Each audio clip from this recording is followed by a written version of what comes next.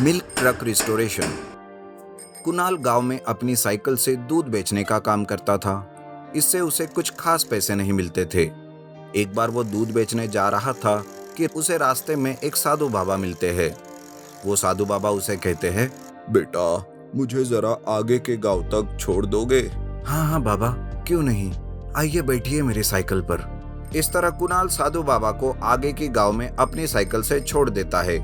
तब साधु बाबा कुणाल से पूछते हैं, बेटा, तुमने मुझे इस गांव तक पहुंचाने में मेरी बहुत मदद की। मैं तुमसे बहुत खुश हूँ। बोलो बेटा, मैं तुम्हारी क्या इच्छा पूरी कर सकता हूँ? बाबा, मैं दूध का व्यापार बढ़ाना चाहता हूँ। मेरे गांव में क्या, आजू बाजू के सारे गांव में मैं ही दूध को सप्लाई करूँ, ऐसा कुछ वरदान दीजिए बाबा। ये सुनकर साधु बाबा कुणाल को ऐसा आशीर्वाद देते हैं और वहाँ से चले जाते हैं। दूसरे दिन कुणाल को गांव-गांव से दूध के लिए फोन आने लगते हैं। उसी के साथ कुछ लोग उसके घर दूध का ऑर्डर भी देने आते हैं। तब कुणाल इतना सारा दूध का ऑर्डर देखकर कहता है, बाप रे बाप, इतना सारा दूध का ऑर्डर मैं आखिर कैसे पहुंचाऊंगा? मेरे पास तो बस ये साइकिल है। इससे ऑर्डर पूरा करने जाऊंगा तो किसी को दूध समय पर नहीं मिलेगा। अब मैं क्या करूं? एक काम करता हूँ, दूध की सप्लाई के लिए कोई ट्रक किराए से ले लेता हूँ। जैसे जैसे पैसे आते जाएंगे वैसे वैसे ट्रक का किराया देता जाऊंगा। ऐसा सोचकर कुणाल एक ट्रांसपोर्ट कंपनी में ट्रक किराए से लेने के लिए जाता है।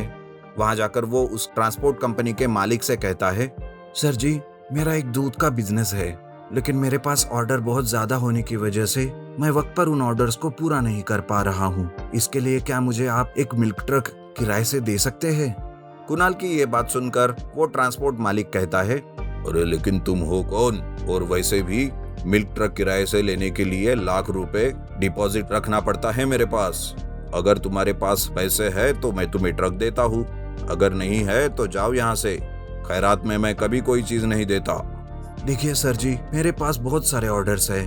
ऑर्डर पूरा होते ही मैं आपके पास पैसे जमा करूंगा। अरे तुम्हें एक बार कही बात समझ में नहीं आती क्या?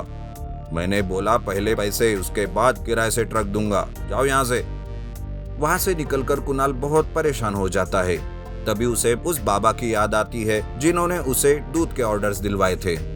वो तुरंत उस बाबा से ही इस चीज का हल पूछने के लिए निकलता है और बाबा के पास जाते ही वो कहता है, बाबा, आज आपकी वजह से मुझे ढेर सारे दूध के ऑर्डर मिले। इसके लिए आपका बहुत बहुत धन्यवाद। लेकिन बाबा, एक मुश्किल आ पड़ी है। जैसे मुझे ये ऑर्डर आपने दिलवाए वैसे ही इसे पूरा करने में भी मेरी मदद कीजिए।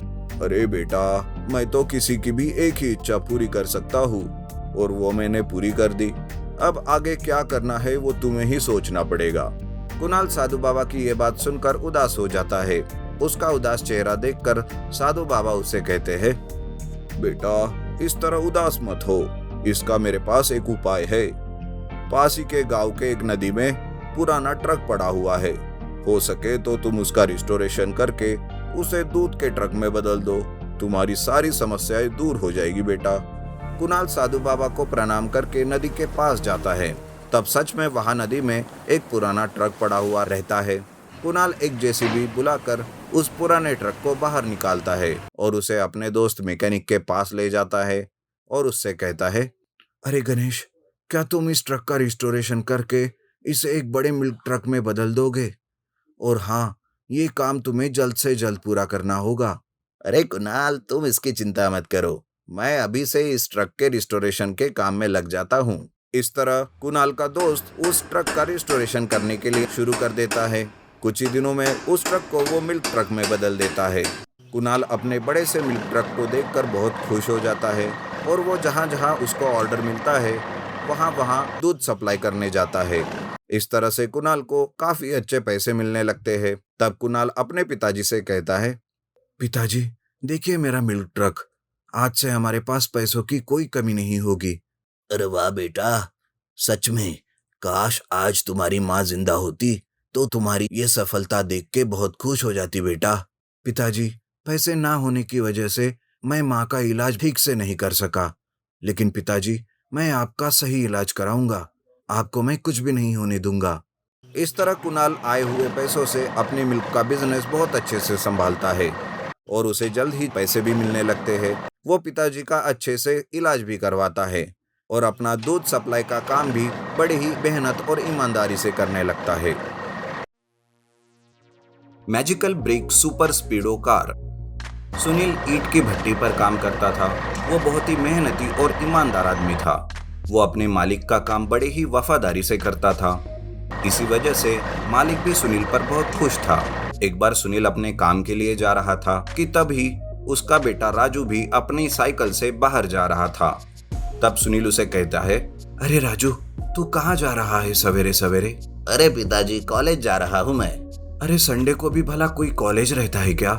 कॉलेज के नाम पर अपने दोस्तों के साथ आवारागर्दी करते घूमता रहता है बस। अरे पिताजी, अब आप ये लेक्चर देना बंद कर दीजिए, मुझे देर हो रही है। वैसे भी आज एक्स्ट्रा क्लास है, इसलिए कॉलेज जा रहा हूँ। ऐसा कहकर राजू अपनी साइकिल से कॉलेज का नाम बताकर अपने दोस्त को मिलने चौराहे पर जाता है, पर तब उसके दोस्त उसे मिलने नहीं आते। वहीं पर अपने दोस्तों का इंतजार करते रहता है। तभी एक चाय वाला राजू से कहता है, अरे राजू, तुम्हारे दोस्त यहाँ नहीं आने वाले? ईंटों की भट्टी का मालिक का जो बेटा है ना सुंदर, उसने एक कार खरीदी है। तुम्हारे सारे दोस्त उसके पीछे पीछे भाग रहे हैं। वो गांव के मैदान की तरफ गए हैं। चाय वाले की यह बात सुनकर राजू गांव के मैदान पर जाता है, जहां पर सुंदर कार चला रहा था और उसके बाकी सारे दोस्त उसके पीछे भाग रहे थे। पर यह सब देखकर राजू को अच्छा नहीं लगता और वो अपने दोस्त के पास जाकर कहता है, अरे आप लोग ये क्या कर रहे हो? वो सुंदर कार चला रहा है और तुम हो कि उसके पीछे पीछे भाग रहे हो। ये क्या अजीब बात कर रहे हो? अरे राजू, तुम्हें तो पता ही है ना सुंदर कैसा है। वो थोड़ी ना हमें अपने कार में बिठाएगा। इस तरह से उनकी बातें चलती रहती है कि तभी वहाँ पे सुंदर अपनी कार रोकता है और राजू उसे कहता है, अरे ये क्या सुंदर, अपने दोस्तों को कार में बिठाने की बजाय अपने पीछे दौड़ा रहे हो। क्या रे, मैं क्या तुम सब गरीब लोगों को अपनी कार में बिठाऊंगा? ये तो हो ही नहीं सकता। तुम सबको बिठाकर मुझे अपनी कार खराब थोड़ी करनी है। अरे सुंदर, इतना घमंड अच्छी बात नहीं है। सुनो दोस्तों, एक दिन मैं भी अपनी कार खरीद लूंगा और तुम सबको कार में घुमाऊंगा। सुंदर अपनी कार लेके वहां से चला जाता है। सारे दोस्त नाराज हो जाते हैं। वो भी अपने अपने घर चले जाते हैं। राजू घर आकर कार के बारे में ही सोचता रहता है। उसी दिन भट्टी में काम करते करते उसके पिताजी सुनील का हाथ जल जाता है। सुनील को अस्पताल लेकर मरहम पट्टी की जाती है। जब सुनील जला हुआ हाथ लेकर घर आता है तो उसे देखकर घर वाले बहुत परेशान हो जाते हैं। सुनील का जला हुआ हाथ लेकर वो काम पर नहीं जा पा रहा था, इसलिए राजू भट्टी पर काम करने जाने लगता है। राजू भी सुनील के जैसे ईमानदारी से काम करने लगता है। एक बार सुंदर वहीं पर आता है और वो कहता है, अरे वाह राजू, अब तो तू मेरे यहाँ नौकरी करने लगा। बहुत ही अच्छी प्रोग्रेस है तुम्हारी तो। उस दिन तो बड़ी बड़ी बातें कर रहा था, अब क्या हुआ? अरे काम करना तो कोई बुरी बात नहीं है। रहा सवाल कार खरीदने का, तो वो तो मैं खरीद ही लूंगा। इस बात पर सुंदर उस पर हंसते हंसते वहां से चला जाता है। राजू वहीं पर सोचते रहता है कि तभी वहां पर ईंट की भट्टी में से एक आकाशवाणी होती है। राजू, ऐसे परेशान होने की कोई जरूरत नहीं है। तुम्हारे पिताजी एक बहुत ही ईमानदार आदमी है और तुम भी अपने पिताजी के जैसे हो। तुम्हारी सारी इच्छाएं पूरी हो जाएगी, तथास्तु। ऐसा कहकर वो आकाशवाणी बंद हो जाती है। आकाशवाणी के कहे मुताबिक राजू के सामने ढेर सारी ईंटें प्रकट होती है और उन ईंटों से एक स्पीडो कार बन जाती है। यह देखकर राजू हैरान हो जाता है।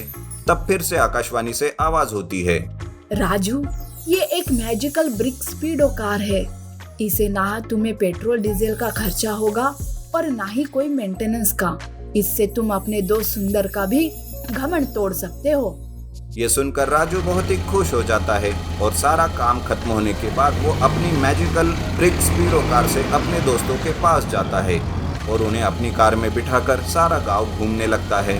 उसकी ये अजीब मैजिकल ब्रिक स्पीडो कार देखकर गांव वाले चकित हो जाते हैं। राजू अपने सारे दोस्तों को कार चलाने भी देता है। तब सुंदर वही आता है और वो कहता है, अरे ये क्या रे राजू, ये कैसी कार है? इसे अगर मैंने ताकत लगा दी, इसको चकनाचूर कर सकता हूँ। ये कहकर सुंदर राजू के ऊपर हंसने लगता है। तब राजू कहता है, हाँ तो फिर आओ देखते हैं कि सच में कार चकनाचूर होती है या नहीं। सुंदर भी इस बात के लिए तैयार हो जाता है।